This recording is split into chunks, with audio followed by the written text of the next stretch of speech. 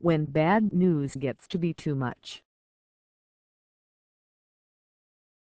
Maybe it happened after Orlando or San Bernardino or Dallas, or when attacks in France, Brussels, Iraq and other corners of the world came in such quick succession there was no time for one trauma to disperse among the Facebook mourners before the next took over. Maybe it was way earlier, after Sandy Hook or Charleston. Whenever it was, at some point, our usual post-tragedy routine of sadness and prayer hardened into palpable exhaustion. Enough. It was written in memes and tweets and on buildings. Enough with all of this.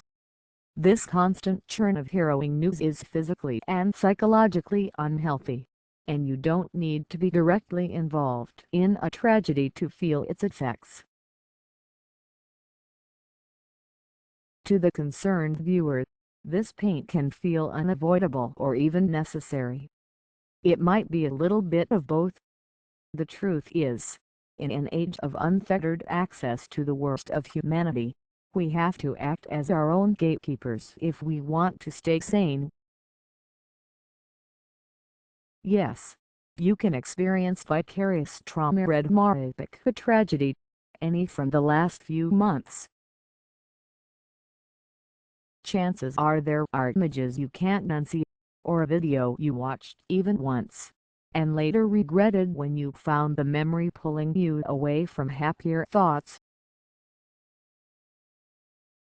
This is a type of trauma, and though experts disagree on its severity it may never be on par with the experiences of those at the scene. It can be damaging nonetheless. Drive. Pam Ramsden, a lecturer in psychology at the University of Bradford in the UK, has studied the psychological effects of consuming negative news from social media. She says this vicarious trauma affects a portion of the viewing public, and though it is not a specific diagnosis, she has seen patterns similar to those that plague first responders, nurses, doctors, emergency medical technicians and the like. Some individuals are left with post-traumatic stress and must be professionally treated. Others are affected a short time with acute stress disorder, Ramsden said. People who are affected may engage in obsessive consumption, such as watching and re-watching a traumatic video long after its message has been absorbed.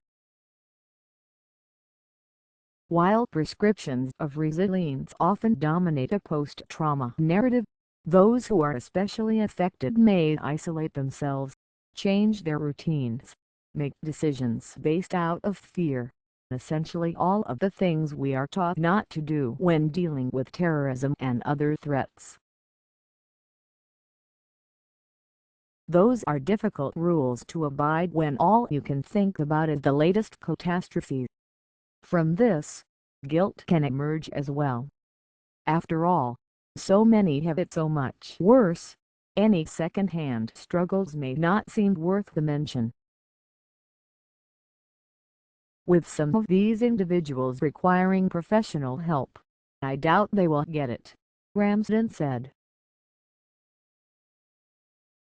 Because how do you go to a mental health provider and tell them that YouTube videos have left you traumatized so that you can't sleep and have nightmares? You don't have to watch. Charlie Dixon, a counselor who practices at the Anxiety and Stress Management Institute in Atlanta, says she has had several clients express increased anxiety and concern because of recent news events. She says the best way to cope with this anxiety is to pull away. When clients express these kind of concerns, we discuss ways to limit their exposure to media coverage, she said.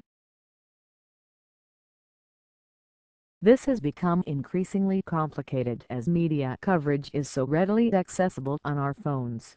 social media accounts and even on television at the gas station.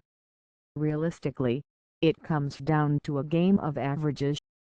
Like food, news is a necessity. You can binge, you can starve, or you can regulate your intake. People should watch their own reactions to the news so they know when it's too much, says Ilana Newman, a professor of psychology at the University of Tulsa. It's especially critical because the days of prepackaged, curated news are long gone. Social media is a whole other aspect of this because the news used to guide how the public learned about news, Newman says. Now there's much more bad stuff to go through. It may not be metabolized. It isn't broken down.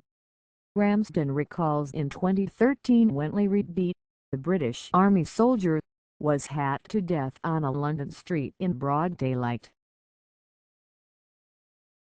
Although the news media blurred the events, it was easy to find them and watch them in graphic detail, she says. So while there was an effort to protect the public from that, it wouldn't be useful because the people who are traumatizing themselves would be the very people who would search online to watch the footage of the carnage. It's necessary to carve out Comfort Thighs Month.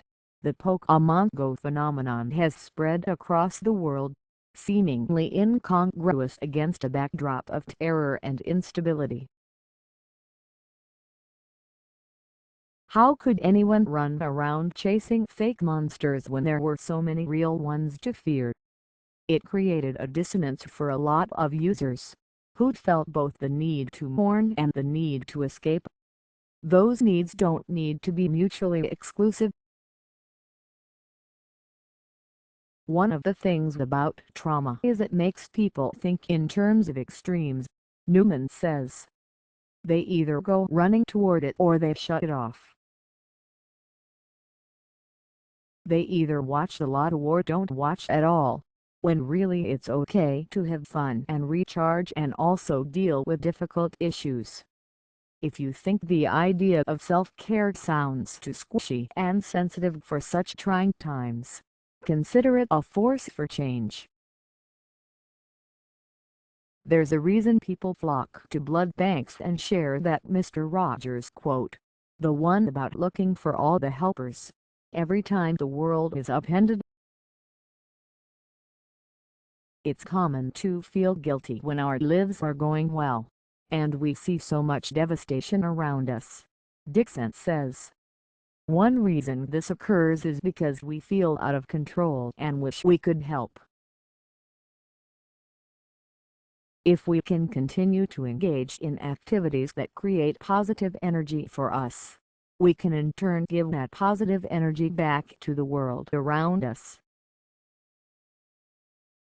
Newman, who studies the connection of journalism and trauma at the DART Center, says viewers crave instruction to quell their feelings of hopelessness. Journalists can provide information to people on what to do to support the causes they feel strongly about. Racism. What can you do about that? You can attend a meeting. You can find resources in your community. Are you concerned about terrorism? You can research a plan. You can talk to someone. Allow yourself to feel bad and grow from it. No matter how you deal with traumatic news, it doesn't change the fact that it happens and it's important, and maybe you should spend some time with your difficult thoughts. Being upset is not a bad thing. It shows compassion, Newman says. Some of these events that are in the news are causing us to confront deep, painful, important issues. Mass shootings, terrorism, race relations, mental health. The ongoing litany is hard to address in times of relative peace. let alone in the wake of whatever tragedy brings it to the forefront. Still, Newman says, if you can't bear it, you shouldn't look away. People need to grapple with guilt-inducing issues. They need to confront distressing and uncomfortable topics, and feeling bad about it isn't necessarily a bad thing.